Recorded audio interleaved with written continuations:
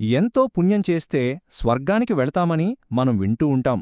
కాని ఆ స్వర్గద్వారాలు తెరుచుకున్నాక నాకు వద్దు అని చెప్పిన ఒక ఋషికథ గురించి ఈరోజు మనం తెలుసుకోబోతున్నాం. ఆయన అంత పెద్ద అవకాశం వచ్చినప్పుడు ఎందుకు వద్దనుకున్నారు? ఆ నిర్ణయం వెనక ఉన్న అసలు కారణం ఏమిటి? ఒక్క క్షణం ఆలోచించండి. లెక్కలేనన్ని సుఖాలు, ఎప్పటికీ తరగని ఆనందాలు ఉండే స్వర్గానికి వెళ్లే అవకాశం మీ ముందుంది. కాని మీర్దాన్ని తిరస్కరించగలరా? వింటుంటేనే కొంచెం విచిత్రంగా ఉంది కదా. కాని మన కథలో హీరో సరిగ్గా ఇదే పనిచేశాడు. ఎందుకో చూద్దాం. మన కథ కురుక్షేత్రంలోని పుణ్యభూమిలో మొదలవుతుంది. అక్కడ ముద్గలుడు అనే ఒక గొప్ప ఋషి ఉండేవారు. ఆయన చాలా ధర్మపరుడు, నిరాడంబరంగా జీవించేవాడు. ముద్గలుడికి సొంత ఆస్తి అంటూ ఏమీ లేదు. రైతులు పంట కోశాక పొలాల్లో మిగిలిపోయిన ధాన్యపు గింజల్ని ఏరుకుని వాటితోనే జీవించేవాడు. అంటే చూడండి, ఆయనకి ఈ భౌతిక సుఖాలమీద ఏమాత్రం ఆసక్తి లేదన్నమాట. తన దగ్గరున్న కొద్దిపాటి ఆహారాన్ని కూడా అతిథులకు పెట్టి సేవ చేయడమే ఆయన గొప్ప లక్ష్యం. ఆయన నిష్ఠ ఎంత గొప్పదంటే పక్షోపవాసం అనే చాలా కఠినమైన వ్రతాన్ని చేసేవారు. అంటే 15 రోజులకి ఒక్కసారి మాత్రమే భోజనం చేసేవారు. ఆలోచించండి, ఆయన ఆత్మనిగ్రహం, దేవునిమీద నమ్మకం ఏ స్థాయిలో ఉందో. ఇప్పుడు కథలోకి ఒక ముఖ్యమైన వ్యక్తి వస్తున్నారు. ఆయనే దూర్వాస మహర్షి. ఆయనకి కోపం ముక్కుమీదే ఉంటుందని మనందరికీ తెలుసు. ఆయన ముద్గలుడి నిష్టని, సహనాన్ని పరీక్షించాలనుకున్నారు. ఇక్కడ్నుండే అసలు కథ మొదలవుతుంది. ఒక్కసారి ఊహించండి, 15 రోజుల కఠోర ఉపవాసం తర్వాత ముద్గలుడు తినడానికి సిద్ధంగా ఉన్నాడు. కడుపులో ఆకలి నకనకలాడుతోంది. సరిగ్గా అదే సమయానికి దూర్వాసుడు ఒక అతిథి రూపంలో వస్తాడు. ముద్గలుడు ఒక్క క్షణం కూడా ఆలోచించకుండా తన ఆహారాన్నంతా ఆయనకు పెట్టేస్తాడు. దూర్వాసుడు అదంతా తిని ఒంటికి పూసుకొని అక్కడ్నుంచి వెళ్ళిపోతాడు. ఇది ఒక్కసారి కాదు, 2 సార్లు, 3 సార్లు, ఇలా వరుసగా 6 సార్లు జరిగింది. ప్రతిసారీ ముద్గలుడు ఆకలితో ఉన్నా ఆయన ముఖంలో ఎలాంటి కోపంగానీ చిరాకుగానీ లేదు. ప్రశాంతంగా ఉన్నాడు. ఆయన ఓర్పుకు ఇది నిజంగా ఒక అగ్నిపరీక్ష. చివరికి 6వసారి కూడా ముద్గలుడు ఏమాత్రం మారకపోవడంతో దూర్వాసుడు కరిగిపోయాడు.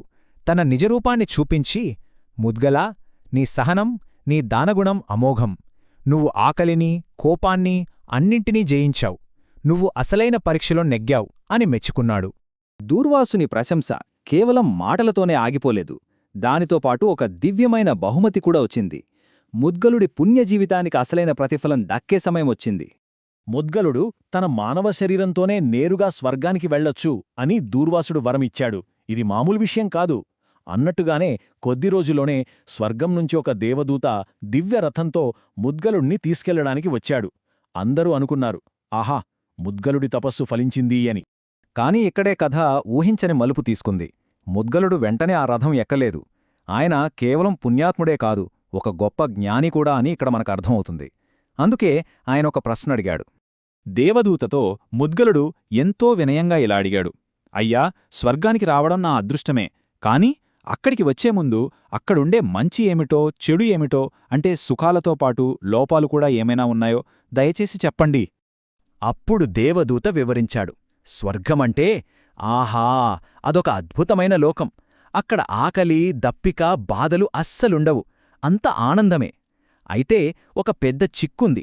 అదేమిటంటే, స్వర్గంలో ఉండటం అనేది మనం చేసుకున్న పుణ్యం మీద ఆధారపడి ఉంటుంది. ఆ పుణ్యం అయిపోగానే మళ్ళీ తిరిగి భూమిమీదే పుట్టాలి. అంటే స్వర్గమనేది శాశ్వతం కాదన్మాట. ఈ నిజం తెలుసుకున్న ముద్గలుడు ఇప్పుడొక నిర్ణయం తీసుకోబోతున్నాడు. కథలో ఇదే అత్యంత కీలకమైన ఘటం.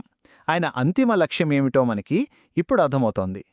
ముద్గలుడు ఎంతో నిశ్చయంగా అన్నాడు, ఏ ప్రదేశం నుండైతే కిందకు పడిపోవడం ఖాయమో అది నిజమైన ఆనందాన్ని ఎలా ఇస్తోంది? ఇది కూడా జనన మరణ చక్రంలో ఒక భాగమే కదా.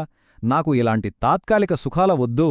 ఈ మాటల్లో ఆయనకున్న అవగాహన అద్భుతంగా కనిపిస్తోంది.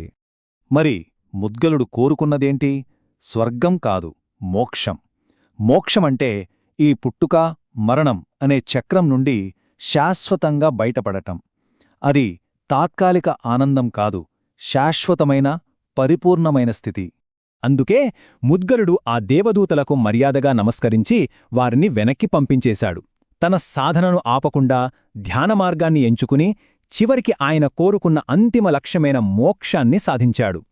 ఆయన సాధించిన అసలైన బహుమతి వాళ్లు ఇవ్వజూపిన స్వర్గం కంటే ఎంతో గొప్పది. ముద్గలుని కథ మనందర్నీ ఒక లోతైన ప్రశ్న అడుగుతోంది.